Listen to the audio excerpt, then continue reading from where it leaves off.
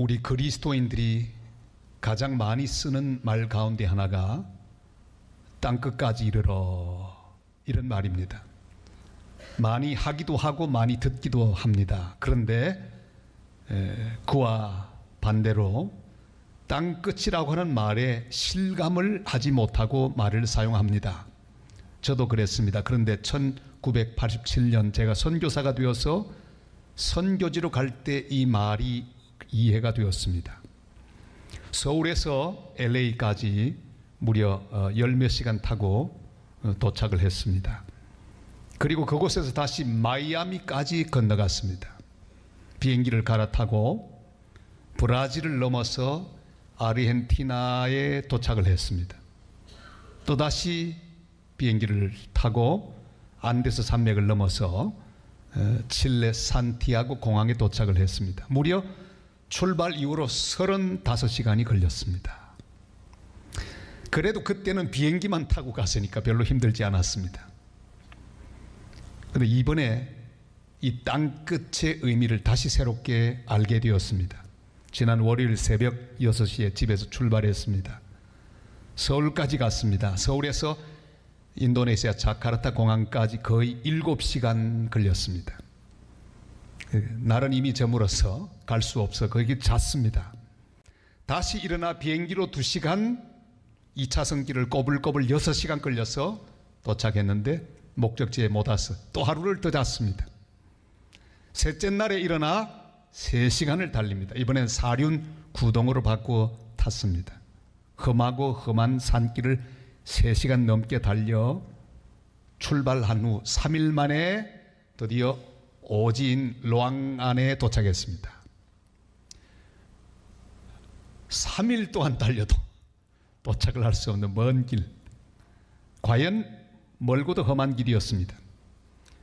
출발할 때 제 마음속에 너무 멀고 험하면 어떡하나 하는 걱정이 있었습니다. 사실은 조금 덜 멀고 조금 더 편한 길이었으면 좋겠다 하는 생각이 제 마음속에 있었습니다. 그러나 굉장히 멀고 험한 길 같다는 예감이 들었습니다. 항상 예감은 맞는 법이지요. 이 멀고도 험한 길을 달려가는데 허리는 아파오고 온몸은 쑤셔오는데 계속 들려오는 하나님의 음성이 있었습니다. 아무리 멀고 험한 길이라도 나는 찾아간다. 네 인생의 길이 아무리 험하고 멀리 있는 것 같아도 내가 너를 찾아갈 것이다. 너를 만날 것이다. 내가 너를 보낸다. 네 교회를 보낸다. 아무리 멀고 험한 길이라도 거기 내 백성이 있어서 보낸다. 기쁨으로 가거라. 가는 길만으로 큰 은혜를 받고 산성교회, 선교지교회 51번째로 세워지는 로앙안 교회 헌신 예배를 은혜 중에 잘 마치고 돌아왔습니다. 이번 여행 내내 떠나지 않은 하나님의 말씀이 있었습니다. 왜 이렇게 멀고 험한 길을 가야 하느냐? 이 질문에 대한 분명한 응답의 말씀, 그 말씀이 제 속에서 메아리처럼 들려왔습니다. 그 이유는 분명합니다. 성령이 임하시면, 성령이 우리 속에 임하셨기 때문입니다. 우리 8절 말씀을 다 같이 읽겠습니다. 오직 성령이 너에게 임하시면 너희가 권능을 받고 예루살렘과 온 유대와 사마리아와 땅끝까지 이르러 내 증인이 되리라 하시니라. 아멘. 오직 성령이 임하시면 성령은 우리를 변화시키십니다. 그리고 땅끝까지 우리를 몰아내십니다. 복음을 들고 찾아가게 하십니다. 사람은 원래 자기 행복과 안일과 만족을 추구하며 가까이 옹기종기 모여 살기를 원합니다. 마치 바벨탑을 세운 사람들처럼 멀고 험한 길은 가지 않으려고 합니다. 그러나 성령이 임하시면 사람들이 힘든 길도 먼 길도 갑니다. 예수님의 12제자들도 마찬가지입니다. 거의 땅끝으로 가서 복음을 전하다가 순교했습니다. 빌립은 아시아 지방에서 복음을 전했습니다. 히에라볼리에서 복음을 전하다가 십자가형에 그의 목숨을 주님께 순교의 제물로 드렸습니다. 마태는 이디오피아로 가서 복음을 전하고 파르디아에서 전도하다가 목베임을 당해서 순교했습니다. 마가는 알렉산드리아와 리비아에서 복음을 전하다가 화형을 당해서 순교했습니다. 안드레는 헬라에서 복음을 전하다가 십자가형을 당했습니다. 베드로는 로마에서 순교합니다. 다데오는 페르시아에서 복음 전하다가 십자가에 못 박혔습니다. 도마는 인도에서 복음을 전하다가 창에 찔려 순교했습니다. 시몬은 영국에서 복음을 전하다가 십자가형을 당했습니다. 성령이 임하면 땅끝까지 가게 되어 있어요.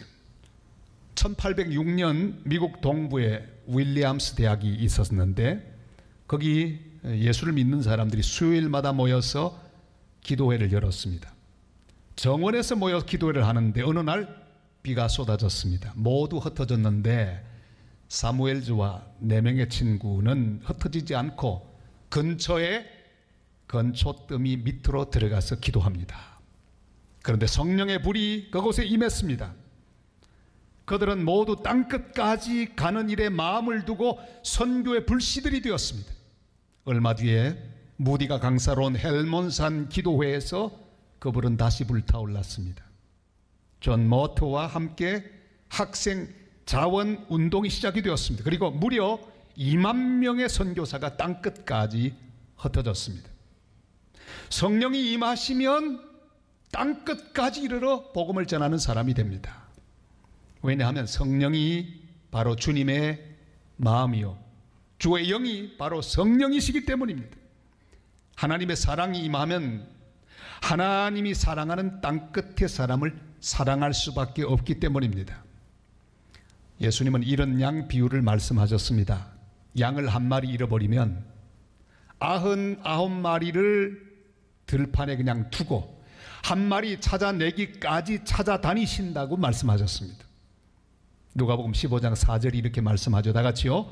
너희 중에 어떤 사람이 양 100마리가 있는데 그 중에 하나를 잃으면 99마리를 들에 두고 그 잃은 것을 찾아내기까지 찾아다니지 아니하겠느냐. 아멘. 이것이 하나님의 마음입니다. 이런 양 한 마리, 세상의 논리가 아닙니다. 세상의 가치로는 가까이 있는 99이 훨씬 중요합니다. 그러나 주님에게는 멀리 있다고 가는 길이 험하다고 이 한 마리를 포기하지 않으십니다.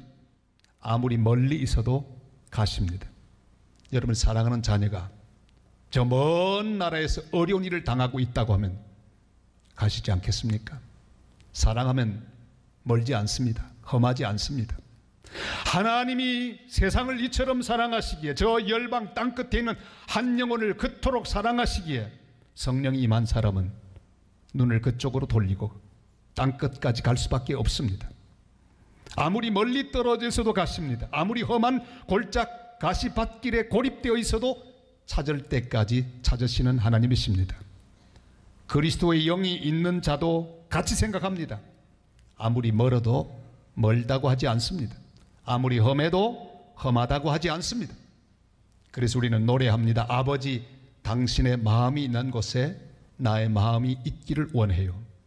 아버지 당신의 눈물이 고인 곳에 나의 눈물이 고이길 원해요. 아버지 당신이 바라보는 영혼에게 나의 두 눈이 향하길 원해요. 아버지 당신이 울고 있는 어두운 땅에 나의 두 발이 향하길 원해요.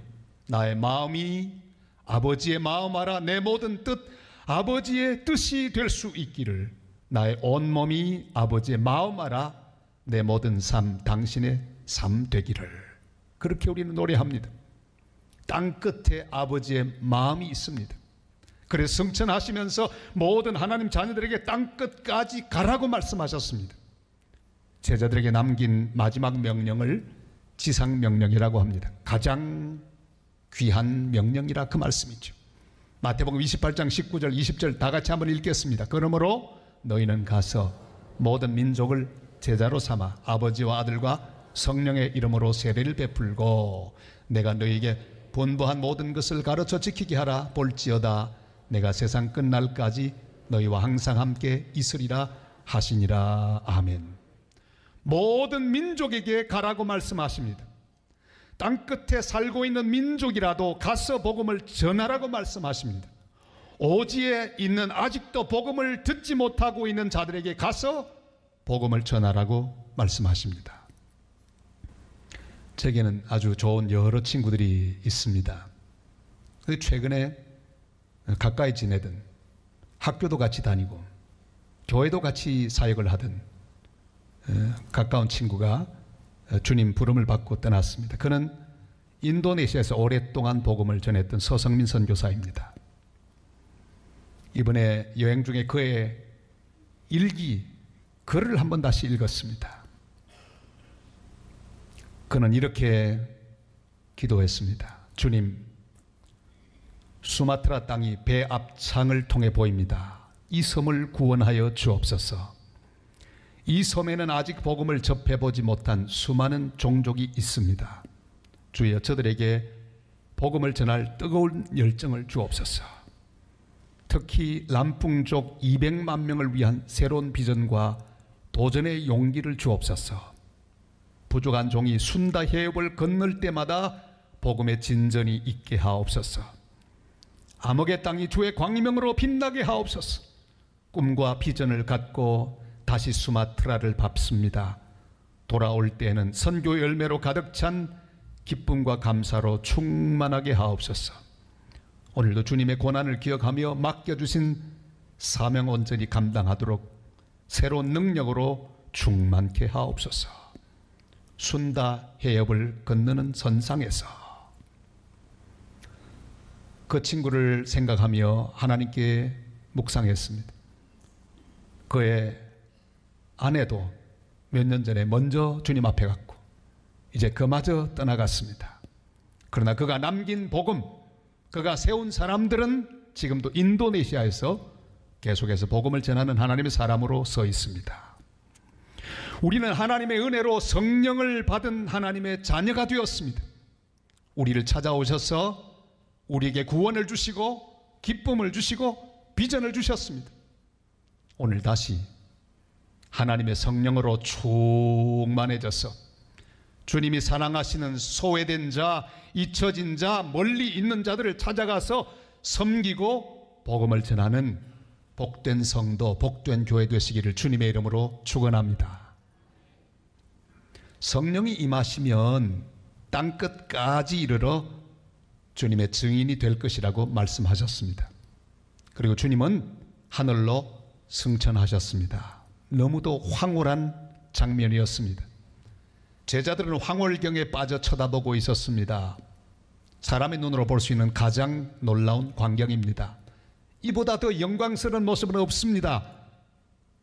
입이 쫙 벌어졌습니다. 그런데 그들에게 주님의 음성이 들립니다. 어찌하여 하늘을 쳐다보느냐? 우리 11절 말씀을 다 같이 읽겠습니다. 이르되 갈릴리 사람들아, 어찌하여 서서 하늘을 쳐다보느냐? 너희 가운데서 하늘로 올려지신 이 예수는 하늘로 가심을 본 그대로 오시리라 하였느니라. 아멘. 우리 잘못하면 신앙생활을 오해할 수 있습니다. 신비를 체험하고 영광을 맛보는 생활을 신앙생활로 생각합니다. 찬양하며 은혜를 받고 예배하며 하나님의 사랑을 느끼고 그래서 주님의 아름다움을 바라보며 기뻐할 수 있습니다. 그래야 합니다. 그러나 신비를 체험하고 은사를 체험한다고 해도 아무것도 하지 않고 가만히 있는 것은 신앙생활이 아닙니다. 하늘만 쳐다보지 말고 다시 오실 주님을 기다리며 무엇인가 할 수 있기를 주님은 원하십니다. 그러길래 그 말씀을 들은 제자들은 함께 모여 기도했습니다. 그리고 성령이 임하자 땅끝으로 흩어져서 복음을 전했습니다. 윌리엄스 대학의 건초더미 아래 모인 5명도 그렇게 했습니다. 그 당시 문제는 많았습니다. 그들의 힘은 없었습니다. 그때 그 5명의 지도자격인 사무엘 밀즈가 말합니다. 우리가 한다면 할 수 있다. We could if we would. 우리가 한다면, 헌신하면 할 수 있다. 그는 이렇게 말했습니다. 비는 오고 있습니다. 그때 그는 말합니다. 저 어두운 구름이 지나가고 하늘이 밝아질 때까지 우리 기도하자. 열심히 기도할 때 하나님의 은혜가 임했습니다. 기도한 후에 정말 환하게 펼쳐진 푸른 하늘을 그들은 바라보았습니다. 함께 뜻을 같이 할 100명과 더불어 형제단 언약을 합니다. 주님이 부르면 언제든지 갈 준비를 하자. 그들의 실력을 쌓았습니다.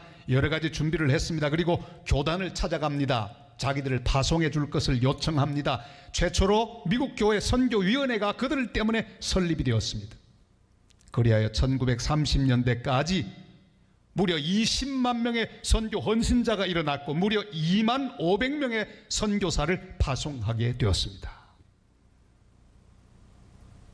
그 물결 따라 우리 한국에까지 복음이 전해졌던 것을 우리는 기억합니다. 우리도 그저 하늘만 쳐다보다가 천국으로 가서는 곤란합니다. 주님 만날 때까지 무엇인가 해야 합니다.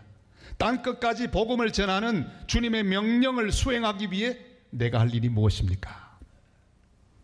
제가 선교사로 사역을 하고 있었는데 잠시 방문했던 우리 산성교회 설교를 한 번 했는데 22년 전에 저를 청빙해 주었습니다. 칠레에서 선교를 모두 정리하고 칠레 파송 선교사의 마음으로 부산 땅에 부임했습니다. 우리 원주민 선교사 성도들이 저에게 파송 예배를 드려 주었습니다. 제1회 20일 특별 새벽 집회가 기억이 납니다. 그 1회 때 저는 이런 말씀을 드렸습니다. 주시면 드리겠나이다. 성도 여러분 기도하십시오. 주시면 드리겠나이다. 그 가운데 한 집사님이 기도를 드렸습니다. 주여 주시면 드리겠나. 한참 기도하다 보니까 의심이 생겨서 이런 기도를 바꾸었답니다. 주시면 드리겠나이다. 그럼 안 주시면 말고 주님 그거 아니고 꼭 주시옵소서. 기도를 바꾸셨대요. 주님 제가 꼭 드리고 싶습니다. 꼭 주시옵소서. 그러다가 주님이 그러셨다고 합니다. 내가 줄 터이니 받아라. 네가 그릇을 준비하면 채워주마. 믿음으로 피자 가게를 열었다고 합니다. 그리고 4년을 부지런히 모아서 이번에 땅끝 인도네시아 오지 로앙안에 교회를 지어 헌당할 수 있게 되었습니다. 헌당 예배 설교를 하며 피자 간증을 했습니다. 인도네시아 성도들이 큰 은혜를 받았습니다. 그러나 그곳에도 놀라운 간증이 있었습니다. 이름하여 제비 간증입니다. 리차드란 장로님이 계셨어요. 바로 저분입니다. 저분이 저보다 나이 많게 보이잖아요. 40대밖에 안 돼요. 젊은 분이에요. 그는 건축관계 공무원입니다. 공무원의 월급은 그렇게 많지 않습니다. 젊은 시절에 세상에서 잘 놀던 장로님이셨어요. 그때 흔적이 팔뚝에 문신으로 남아있는 걸 보았습니다. 주님을 만나고 그도 무엇인가 하기를 원했습니다. 그가 믿음으로 시작한 것이 바로 제비집입니다. 저게 제비집인데요. 저 2층 저렇게 지어두면 제비들이 몰려와서 집을 짓는데 그 제비집을 팔면 아주 고급 중국 요리 재료로 쓰이게 된답니다. 그의 헌신으로 멋진 교회당을 지었습니다. 얼마나 멋진지요. 그의 간증이 너무 멋있습니다. 보통 10일에 2kg 정도의 제비집을 얻는데 1kg에 150만 원을 받는다고 합니다. 놀라운 것은 저 성전을 짓고 있는 동안에 어디서 날라왔는지 제비가 몰려오게 되고 6kg의 제비집이 나왔답니다. 계산해 볼까요?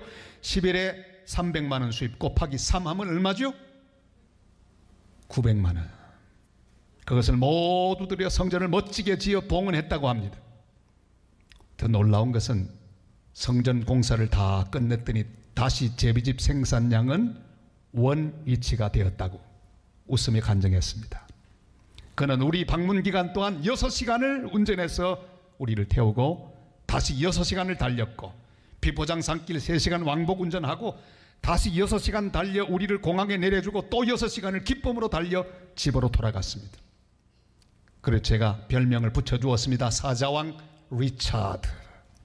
유다의 사자 예수 그리스도를 위해 용감한 사자처럼 복음 전하고 섬기는 사자가 되기를 바란다고 그렇게 불러주었습니다.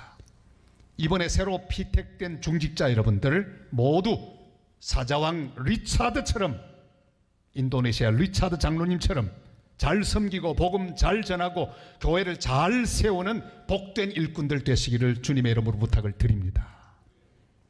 사랑하는 성도 여러분, 주님은 아무리 멀어도, 아무리 우리의 인생길이 험해도 반드시 우리를 찾아오십니다.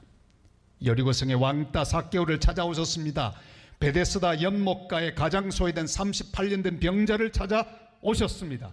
수가성에서 가장 사람 취급 못 받는 우물가 여인을 찾아오셨습니다.